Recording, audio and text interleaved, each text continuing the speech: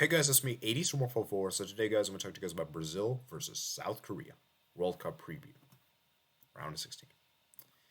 It's an interesting game. It's an interesting game. Obviously, I think the optics are looking really bad for South Korea that they had to do a very difficult task and beat Portugal to even make it to this round. So I think that in itself was a very incredible achievement. And yes, it wasn't the strongest Portugal team. We have to keep note of that.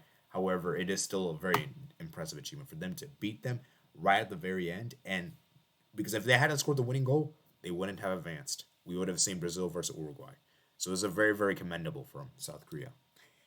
So let's talk about player injuries and all that. So we're going to talk about player injuries in this video. We're going to also about head to head. We're talking about Brazil, South Korea form wise, players that can miss the next game, lineups, and all the good stuff in the prediction right there. And so make sure, guys, if you're new around here, consider that like button.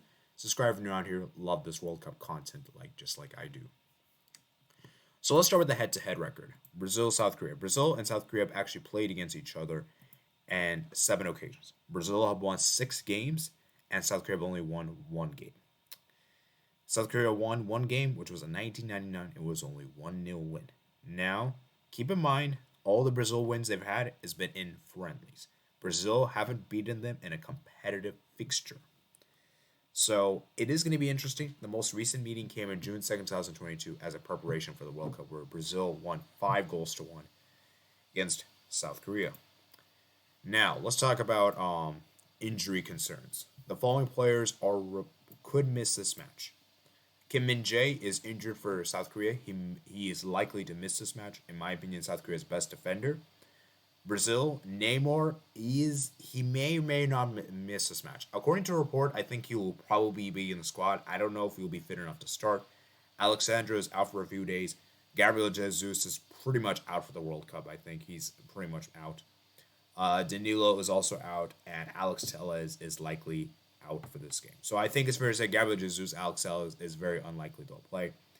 Danilo, Alexandra, there's still a chance, and Neymar should, out of the 5 players, should theoretically be fit. But obviously, we'll have to wait and see in the coming days. So let's start with Brazil. Brazil navigated Group G of the World Cup. They topped the group with 6 points with a +2 goal difference, and +2 goal difference with their big win over Serbia and a 1-0 win over Switzerland. Now, they did lose in the final match to Cameroon, albeit it was a very much rotated Brazil team. It wasn't even their full strength team. And for South Korea, as I said, they advanced through with 0 goal difference. However, they had more goals scored than Uruguay, which is why they came through in second place. They won. They tied the opening game 0-0.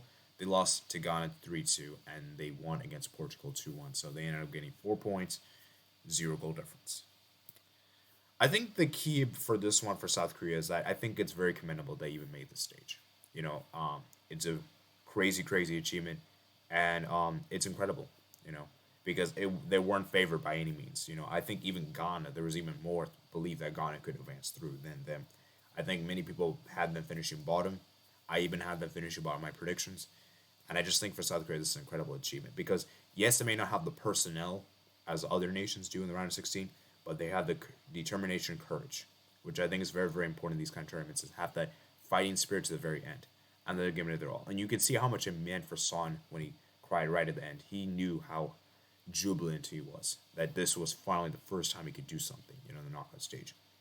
As for Brazil, they comfortably advanced from the group, and despite the fact that they did top the group, Brazil weren't all that spectacular. Yes, they were good against Serbia, but against Switzerland, they required a late winner from Casemiro, and they didn't really look good against Cameroon. Now, as I said, it was a B team, so I don't know how much we could read into that. So for Brazil, this is the lineup that I expect to see. Where's the image here? Yeah, this is the image I expect to see. I expect Brazil to have Alisson and go Militao there as a right back. Keep in mind, Militao is actually 1 yellow away for suspension, so if he picks up a yellow, he'll miss a quarterfinal game. Same goes for Fred and Bruno. We'll talk about the South Korean players in a bit. Marquinhos, Thiago Silva, Alexandro. As I mentioned, though, Alexandro is out, and Alex Telles is out. So what we could see happening for Brazil is who's going to be in that left back position, because basically both of the left backs are out. So Tite is having to have a difficult decision who's going to be playing the left back position, because originally it was going to be Alexandro, but now, obviously cannot be him, and Telles, So it's going to be interesting to see how he's going to do it with their injury concerns. In the last game, they played Pedro. Sorry, no, they played Everton Ribeiro as a left back, which is a bit odd. So they may have to do something like that. And then Fred, obviously, he's going to start. TJ really likes Fred. I don't know why he doesn't really rate Fred that highly. Bruno G should start, in my opinion. And then Casemiro, Paqueta, Rafinha, Richarlison, and Vinicius Jr. I don't think Neymar's going to start against South Korea. I think he's going to come off the bench just because he's not fully fit. So I don't think he will start. And I think this will be the team that Brazil will line up with. I think the only change will obviously be the left back. Maybe even the right back. Now for South Korea, this is a team that I expect to see. Obviously, there's a lot of players I'm not really familiar with, but I'm going to keep in mind. So you have Kim, a lot of Kims there. Lee as well. I am interested to see though, will he start Wong Gi-chan? Because Cho was good against Ghana, but I feel like Cho is really only really good for headers, and I feel like Wong Gi-chan maybe could get the start. Okay. Now as our players are in yellow, Cho is on a yellow away from suspension. Kim as well. And then Jong is also yellow away for suspension. Lee and Wong is a yellow away. So there's a lot of players for South Korea on a yellow away for suspension. And obviously, Son is going to have to do his best to carry this team. It's a tricky game for South Korea. I wish them all the best of luck. But this seems a bit of too much of a challenge. But the crazy thing is, if South Korea actually wins this game, and Japan wins their game, we can actually have a South Korea-Japan quarterfinal. And we're guaranteed to see one in the semifinal. And we know South Korea and Japan have a rivalry with each other because of 2002, right? So it's going to be interesting to see if that happens. Obviously, that's not very likely to happen. But yeah, we'll see what happens. So I'm going to go Brazil to win this game. Brazil way too good for South Korea.